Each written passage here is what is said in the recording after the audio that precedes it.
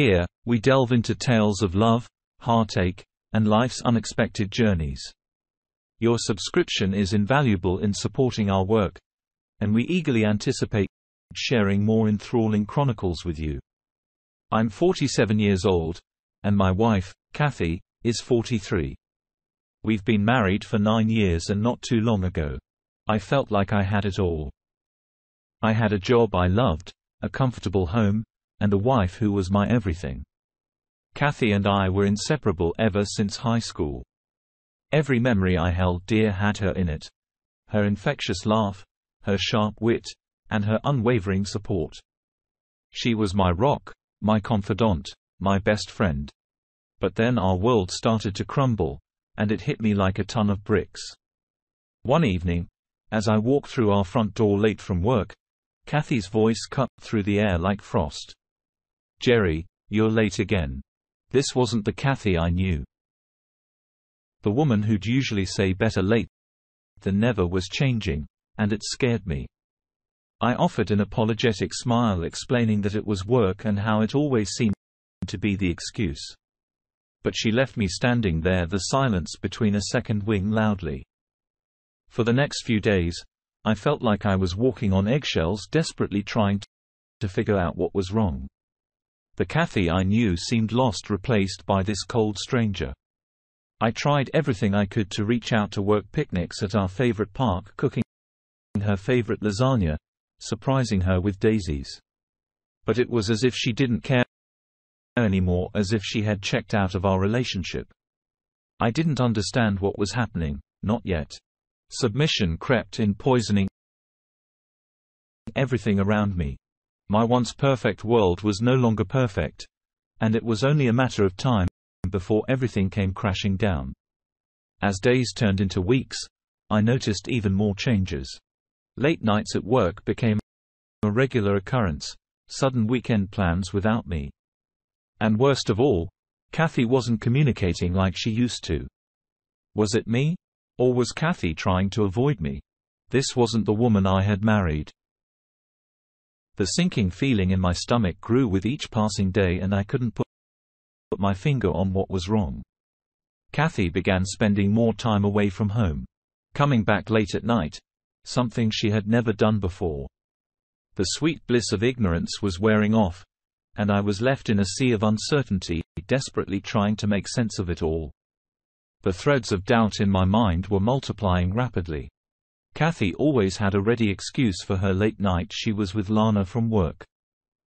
There was a late meeting or some other plausible reason. But my suspicion was growing, fueled by every late night and unexplained absence. One evening, my worry got the best of me. It was past midnight, and Kathy hadn't returned. She had texted me hours ago, saying she was working late. A chilling thought entered my mind, and against my better judgment, I dialed Lana's number. We had met a few times, and she seemed nice enough. "Jerry," Lana's voice broke the silence of the night. "Kathy left at 5. She said she had plans." My heart sank as I muttered a quick thanks and ended the call. If she wasn't at work, where was Kathy? When Kathy finally got home late, we had a heated discussion and went to bed angry at each other. But the next morning, while she was in the shower, I saw a crumpled receipt poking out from her coat pocket. My hand shook as I unfolded the slip of paper. It was from an upscale restaurant downtown, a place we had talked about, but never visited due to the hefty prices. 2 main courses, 2 desserts, a bottle of wine. It was clear this was not a solitary dinner. She had been on a date, and it wasn't with me. Confronting Kathy didn't seem like the best idea at that moment. I needed more evidence, more than just a receipt and Lana's word. I tucked the receipt back into her coat and went about the day as if nothing had happened. Inside, however, I was a wreck. The woman I loved, the woman I had married, was slipping away from me into the arms of another man. My once blissful life was now colored with doubt and suspicion.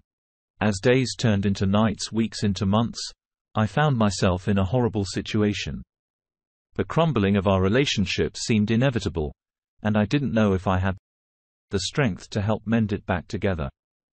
The uncertainty and pain were tearing me apart, and I felt lost in a world that had once been so familiar and secure.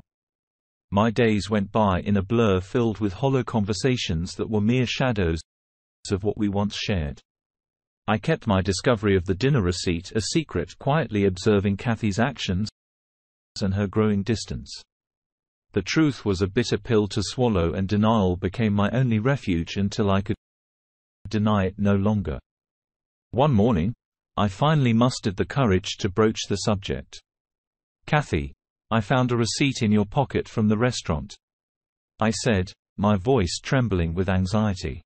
Horizon, for a brief moment, before she regained her composure. "Oh, that," she replied nonchalantly. "It was a business dinner, Jerry." I desperately wanted to believe her, hoping her words could erase my doubts and take us back to our happier times. But her slight hesitation told a different story. Despite my best efforts, I couldn't shake off my suspicions. Nights turned into a torment of tossing and turning, haunted by the thought of Kathy laughing and dining with another man. I wrestled with my thoughts, torn between confronting her with my growing suspicions and desperately clinging to the fragments of our once blissful marriage. Weeks went by, each day a painful reminder of the growing chasm between us. My heart ached for the woman I had fallen in love with, but all I saw was a stranger wearing Kathy's face. The trust that had once been the foundation of our relationship had been shattered. Each passing day brought new doubts and fears, each one more crippling than the last. I was living with a stranger, a painful ghost of the woman I had loved with all my heart. I knew what I had to do. No more playing the fool. No more waiting for it to fall into my lap. It was time to seek out the truth myself, regardless of how painful it might be. I turned to my computer and started scouring for evidence, a cold determination fueling me. I delved into Kathy's online presence, scanning our social media profiles, her frequent contacts, anything that could give me a clue about who she was spending her time with late into the night. While I slept oblivious to my turmoil. As I scrolled through Kathy's online presence, my heart sank when I stumbled upon a picture of her at a party looking radiant in a little black dress. What caught my attention was the man next to her, Mark, her boss, with his arm casually slung around her waist. A chill ran down my spine. Could he be the one? My heart started pounding as I clicked on his profile. His pictures were filled with fancy dinners, luxury vacations, and beautiful women, and among them was Kathy, looking more vibrant and happier than she had in months. Seeing them together, laughing and enjoying each other's company was heartbreaking.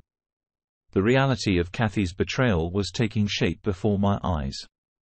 The evidence was piling up and the truth was becoming impossible to ignore. Kathy was having an affair, and the man responsible was none other than her charming, charismatic boss. The initial shock gave way to a burning resolve to confront Kathy and expose the scandalous affair for what it was. My love for Kathy had been real, deep, and absolute, but her betrayal was a harsh reality I could no longer ignore. I stared at the man who had caused a rift in my marriage, a storm in my life. Mark was the reason behind my sleepless night, my unending worries, and my crumbling world, and he was about to find out that I wasn't someone to be trifled with. Kathy's affair was a wound that cut deep, but I refused to let it bleed me out. I had the truth on my side, and I was determined to expose it. But how? I began thinking about my options. Confronting Kathy immediately was one approach, but she might deny it or play the victim. I needed a solid plan, one that would force Kathy and Mark to face their transgressions with undeniable clarity. For that, I needed an ally, someone trustworthy who could help me see this through. Tina, my best friend and confidant, was the first person who came to mind. She was someone who had seen Kathy and me through our best and worst times. If there was anyone who could understand my predicament, it was her. The next day, I called Tina and explained everything. The late-night dinners, the social media pictures, Kathy's lies. To say she was shocked would be an understatement, but amidst her shock and disbelief, Tina offered her unwavering support. "We need evidence, Jerry," she said firmly, "hard, undeniable evidence." And so we began planning. For the first time in weeks, I felt a glimmer of hope. We decided to hire a private to track Kathy's movements, gather pictures, document dates, and provide irrefutable proof of her infidelity. The thought of spying on my wife made me feel a little guilty, but the need for justice was stronger. This wasn't just about my broken heart. It was about exposing the truth. Days turned into nights as we received report after report from the investigator, piecing together evidence and plotting our next move. The process was emotionally draining, but the hope of exposing Kathy's scandalous affair kept me going. A plan was taking shape, a grand confrontation that would bring Kathy's deceit to light. It would be a painful spectacle, but I believed it would all be worth it. As days passed, our private investigator returned with more and more evidence, pictures of Kathy and Mark laughing at a coffee shop, walking arm in arm in the park, and dining at various restaurants. One evening, Tina and I were poring over the latest batch of photos when I saw something that made my heart leap. It was a picture of Kathy and Mark at the county fair. The same fair she had told me she was attending with her girlfriends. "Jerry," Tina's gentle voice pulled me out of my thoughts. "We have enough evidence. It's time we confronted them." She was right. It was time to confront Kathy and Mark, to expose their scandalous affair. It wasn't just about revenge anymore. It was about getting closure and ensuring they faced the consequences of their deceit. We had devised a plan to invite Kathy and Mark to a dinner under the guise of discussing a potential business collaboration between Mark's company and the one I worked for. It was a risky move, but it provided the perfect setup for our confrontation. They would be trapped in their own web of lies. The day of the dinner arrived, and I couldn't help but feel a strange sense of anticipation mixed with dread. I was about to expose the woman I loved, to shatter the illusion of our perfect life together. The deceit, the pain, and the betrayal had led me to this moment. I was no longer the clueless husband. I was a man seeking justice. Kathy's scandalous affair had pushed me into the darkest corners of despair, but I had found my way out. I was ready to confront the storm, to face Kathy and Mark and expose their lies. As I walked into the upscale restaurant, the weight of my discovery felt both heavy and liberating. Kathy and Mark were already seated, and I joined them with a forced smile, hiding my turmoil under a facade of friendliness. Throughout the dinner, I watched them, observing their interactions. Seeing it all unfold before my eyes was a grim confirmation of what I had known for weeks. Finally, as the dessert was served, I decided it was time. "There's a reason I invited you both here tonight," I began, my voice steady, "and it is in business." Kathy looked puzzled, while Mark simply raised an eyebrow in curiosity. Taking a deep breath, I pushed an envelope across the table. It contained pictures of their secret rendezvous, undeniable proof of their lies.